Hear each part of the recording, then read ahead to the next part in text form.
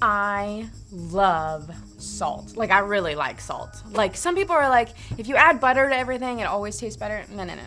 Salt's the way to go. Like, people have these two things. Like, they've got one of these salt shaker thingies, and then they've got, like, the little salt one, and they, like, pour it in so that they've got the appropriate amount of salt to put on their table. I don't need this. I want this guy. Because I put salt in everything. If your veggies don't taste good, add some salt. If your mashed potatoes taste funny, add some salt. You see, butter, milk products, you can substitute with all kinds of other stuff. Salt, you can't substitute salt with anything else. It is so distinct and beautiful. It's perfect. Salt goes on everything, except for watermelon. My husband does that. He puts salt on his watermelon. It doesn't make sense to me, but if that's your jam, go for it. Preferably not me. I'll put salt on my chicken nuggets though, and a pickle inside.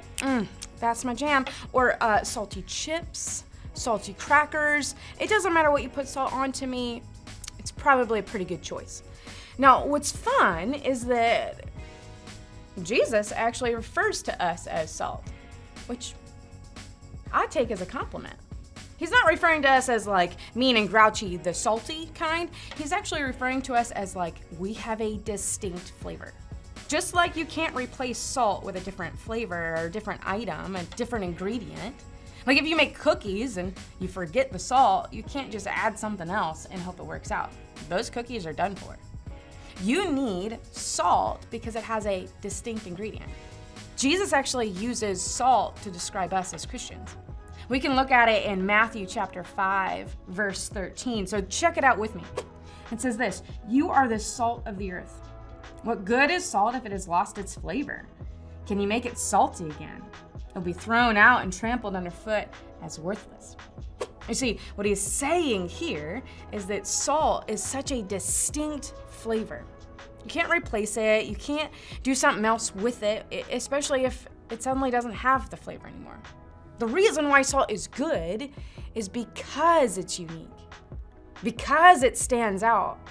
And for us as Christians, we get a chance to stand out too. We have a unique flavor, a unique perspective. You see, we were loved first when we didn't deserve to be loved. God chose to love us anyway.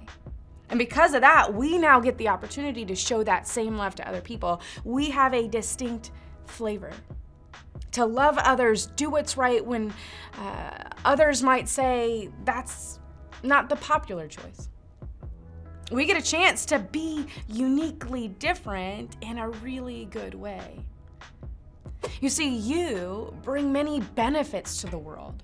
As being salt, you actually improve our world, the people you're around, simply because you have a chance to show other people the same love you were given. And that's what Jesus is talking about here. He actually goes on, it says a teaching that we like to call the Sermon on the Mount. And it goes on and on about how do we live out as salt? How do we show others what that salt looks like? And we're going to talk about it over the next few weeks, but really, it's an encouragement for us. Say, you make the world a much better place when you show love to others like Jesus showed love to you. Now, there is a moment in here where it talks about, what about the salt that has lost its flavor? And I'm willing to bet that you know a Christian out there. I know Christians who have lost their salt. And what does that look like? It looks like somebody who says, I'm a Christian, but they say mean things, or they tear other people down, or they make fun of people, or they're really just mean and grouchy, and maybe they do wrong things and they excuse it with rationale, or maybe no one else is looking, and you kind of look at them and say, man, those two things don't line up. Essentially, that's a Christian who may have lost its flavor. Now, we could go on and on about the people in our lives who should be saltier than they are, or people who have lost their flavor. But that's not what this verse is meant for. This verse was meant so that we could look at ourselves and say, hey, am I showing my flavor well? Am I making the world a better place, or have I muted my flavor?